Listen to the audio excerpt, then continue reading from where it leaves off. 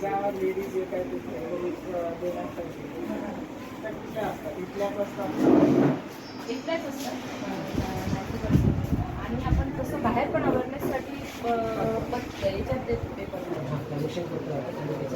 अक्षरांशी एका ह्याच्यात एका मॅडमला आहे 40 लिटर आहे. बरंच अवेअरनेस वाढलेलं आहे.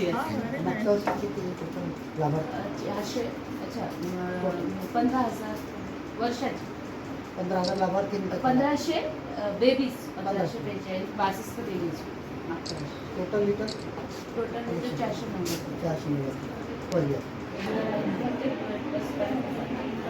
तुमच्याकडे ते मेडिकल काउन्सिलर्स असतात ते मेडिकल सोशल वर्कर्स मग तेच हे काम करतात.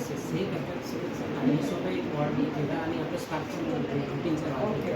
सोशल मीडियाचा मला वापर करतो त्याच्यामध्ये आम्ही सगळ्यांना बाहेर सोशल मीडिया पण आहे. त्यांना पण इन्व्हॉल्व करतो.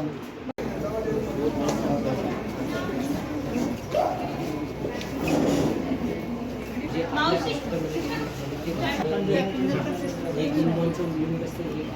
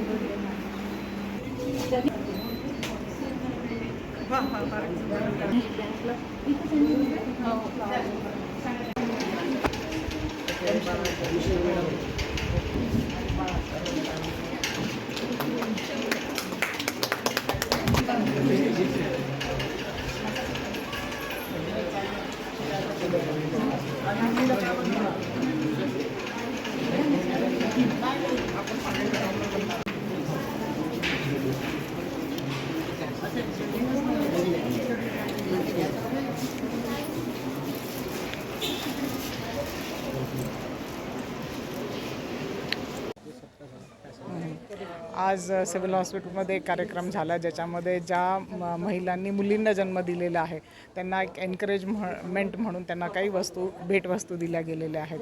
आणि मला वाटतं जे आपल्याकडचं जे सेक्स रेशिओ आहे तो चांगला नाही आहे. त्यामुळे मुलींचं बर्थ जे आहे ते सेलिब्रेट करायला पाहिजे. त्यांच्या आई जे आहेत त्यांचंही सत्कार करायला पाहिजे आणि त्याच निमित्ताने हे होतं.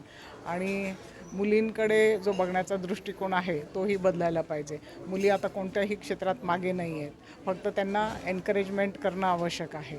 आणि हे जे सगळे उपक्रम आहेत महाराष्ट्र शासनाचे हे त्याच दृष्टीने आहेत की जेणेकरून जास्तीत जास्त मुलींचा जन्म व्हावा, मुलींचं जे काही टॅलेंट आहे ते उभारून यावं आणि आपला जो सेक्स रेशिओ आहे तो सुधारावा.